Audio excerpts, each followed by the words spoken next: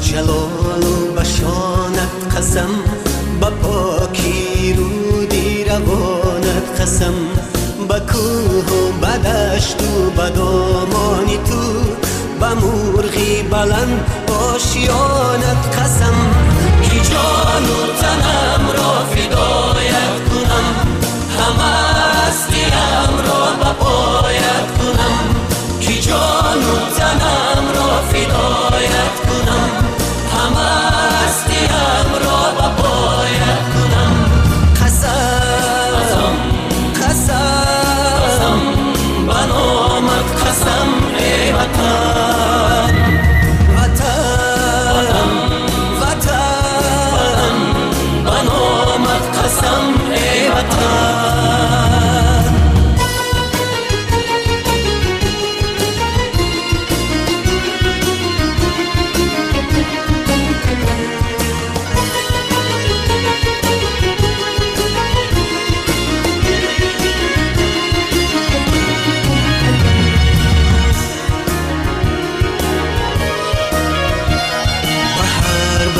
تاریخی زرین تو، به نام آورانی زمانت قسم، به ختلان و بلخ و بدخشان تو، به خوجند و هم زرفشانت قسم، به پیرانی با علم و کان حیا، به فردای نسلی جوانت قسم. قسم قسم به نامت قسم ای وطن، وطن وطن به نامت قسم ای وطن. وطن ای مادری از طاقتی تحقیر خسته، وطن ای شهچناری از شمالی جهل بشکسته، زی بعدی 100,000 سال علمهای تو بر یادم رسند، فریاد خواهم کرد. وطن با نامی تو، با ننگی تو، با عشق مجروحی نبردی تو، به جای عاشقانی غره مرگ و شیر مردی تو، بینای شهرت و شانی تو را بنیاد خواهم کرد، تو را آباد خواهم کرد. بدنجی گوهر باری پاکیزت، بجانت بجانت بجانت قسم، به هر برگی سرخی گلی لالت، به آرمانی خوش خفتگانت قسم. کی جان و تنم را فدایت کنم، همه هستیم را به پایت کنم.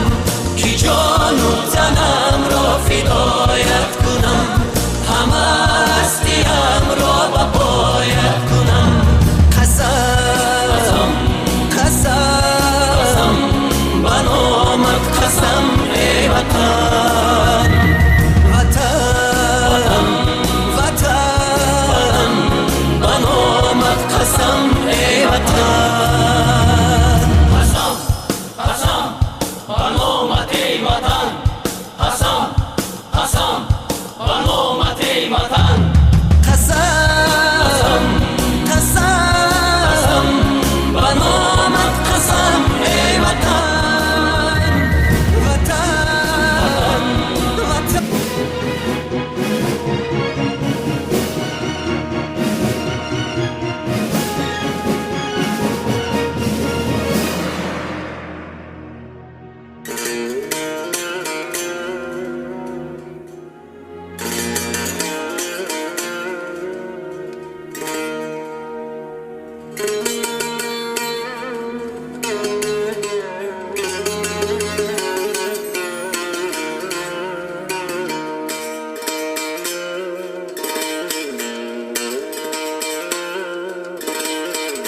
وطن سرود عشق تو ز قلب من صدا کند، ترانه های مهر تو مرا ز غم رها کند. وطن تو جسم و جان من، زمین من زمان من، وطن تو جسم و جان